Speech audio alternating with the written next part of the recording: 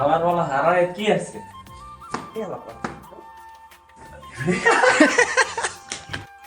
আসসালামু আলাইকুম। আজকে দেখবেন আমাদের কুয়াকাটা ব্লগের দ্বিতীয় পর্ব। আশা করি ভিডিওটা লাস্ট পর্যন্ত দেখবেন। ভিডিওটা আশা করি খুব ভালো লাগবে। এই এনো এই শালায় ওই এনো আমিনুলের শালায় ওই যে হেয়ার মাগুলোর কথা কয়। হ্যাঁ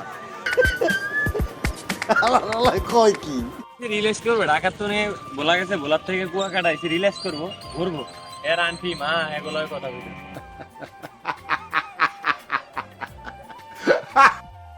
সারা রাত্র জার্নি করার পরে আমরা হোটেলে ঘুমিয়ে গেছিলাম।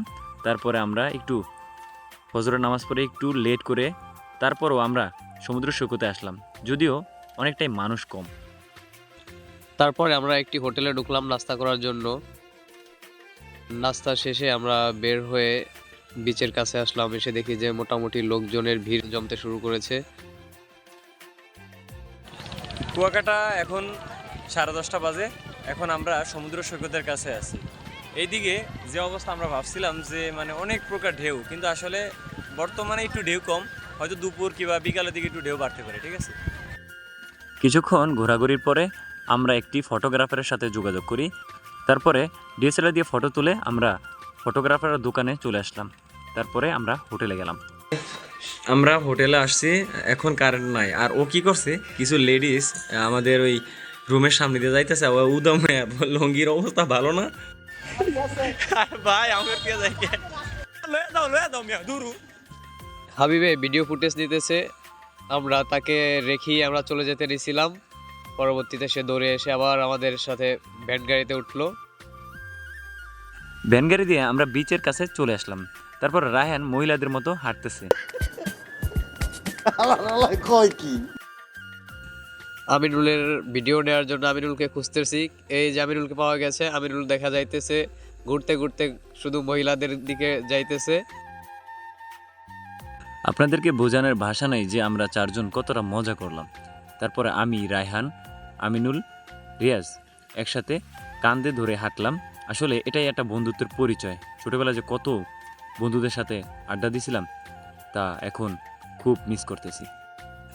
আমরা 4 বন্ধু মিলে ঘুরতেছি। আসলে এখানে ছেলেদের তুলনায় মেয়েদের সংখ্যাই বেশি।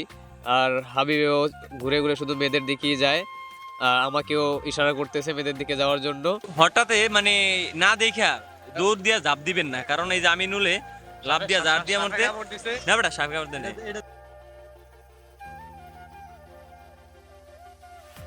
আমিনুল, তুমি লেডিস কোথায় কি করো? তুমি লেডিস কোথায় কি করো? যারা সমুদ্র সৈকতে আসবেন অবশ্যই একটু সাবধানতা অবলম্বন করবেন, কারণ আমার বন্ধু আমিনুলকে আমি বলতেছি যে আমিনুল আমি দৌড় দেব, পরে ও দৌড় দিছিল। তারপরে এই সমস্যা, আসলে ওর হাতে ব্যথা পেল এবং আমিও হাতে ব্যথা পেয়েছি, আর রায়হান রানে ব্যথা পেয়েছে, রিয়াজও পাও কাইটে গেছে। অতএব সবাই একটু সাবধানে পানির ভিতরে দৌড়াদৌড়ি করবেন। তো সবাই একটি কথা মনে রাখবেন যে একটি দুর্ঘটনা সারা জীবনের কান্না হতে পারে। বাবা ওই কি কয় জানো? কি কয় ওই কয় যে লেডিস প্লেয়ার ছবি তুলতো। বলেও কেউ আমিনুলের কথা বিশ্বাস করবেন না। আসলে আমরা চারজন যে কতটা মজা করছিলাম, তো এটা আমরা চারজনই ভালো জানি। একটি কথা না বললেই নয়, আমাদের ভিডিওগুলো ভালো লাগলে কমেন্ট করবেন, শেয়ার করে অন্যকে দেখার সুযোগ করে দিবেন এবং ফলো দিয়ে পাশেই থাকবেন। আসলে আমরা যেই সময়টায় কুয়াকাটা গেছিলাম, ওই সময়টা সমুদ্র সৈকতের ঢেউ একেবারে কম ছিল। আমরা একেবারে শীতের মৌসুমে আসছিলাম। আমিনুলে বল একটা পেয়ে খেলাখেলি শুরু করে দিয়েছে। হ্যাঁ আমার ভুল হয়েছে, ক্ষমা করে দেন। তো যাই হোক, আপনারা একটু গরমের মৌসুমে আসার চেষ্টা করবেন। গরমের মৌসুমে আসলে ভালোই ফিল পাবেন। কিন্তু এখানে দেখা যাইতেছে রিয়াজে মেয়েদেরকে দেখে খুব ভালোই পাট শার্ট নিতেছে, আর মেয়েগুলো খুব সুন্দরই দেখা যাইতেছে। আল্লাহ কয় কি তবে যাই হোক, এইসব মেয়েদের খপ্পরে আপনারা কখনো পড়ার চেষ্টা করবেন না। অনেকক্ষণ সমুদ্র সৈকতে দুষ্টামি করার পর আমরা চলে গেলাম হোটেলে। হোটেলে গিয়ে ফ্রেশ হয়ে আবার বিকেলবেলা চলে আসলাম এই বিচে। তারপরে মোটামুটি দেখলাম এখন ঢেউর সংখ্যা একটু বাড়লো। তারপরে আমি, রায়হান, আমিনুল, রিয়াজ একটু চা খেলাম, একটু আড্ডা দিলাম, মনের অনেক আবেগের কথা সবার সাথে শেয়ার করলাম, লাইভ করলাম। এই জায়গায় বেশিরভাগ লেডিস, এইদিকে আইসা ইমান তেমন একটা ভালোভাবে রাখা যায় না, ঠিক আছে। তারপরেও যতটুকু চেষ্টা করতেছি রাখতেছি। মানে কি বলবো, ইমান তেমন একটা ভালোভাবে রাখা যায় না, কারণ চারিদিকে খালি লেডিস আর লেডিস, তাও আবার তাদের অবস্থা ভালো না, চোখের হেফাজত করা যায় না। ঘুরতে ঘুরতে বেলা পেরিয়ে সন্ধ্যা হয়ে গেল। এখন আমরা ঘোরাঘুরি শেষ করে কিছু কেনাকাটা করার জন্য বাজারে আসলাম। এখন আমরা কিছু কেনাকাটা করতেছি। দোকানে আমরা বাদাম কিনলাম এবং কিছু চকলেট কিনলাম, তারপর আমরা আসলাম শুটকি বাজারে। এখান থেকে দাম বেশির জন্য আমরা কিছু কিনলাম না। এই দেখেন, আমাদের মোটামুটি রুম সার্ভিস মোটামুটি ভালোই ছিল। তো আমরা বাথরুমটা যদি দেখা কি রে মামাদের ভয়ের ভিতরে তোরা টোকাইতে টোকাইতে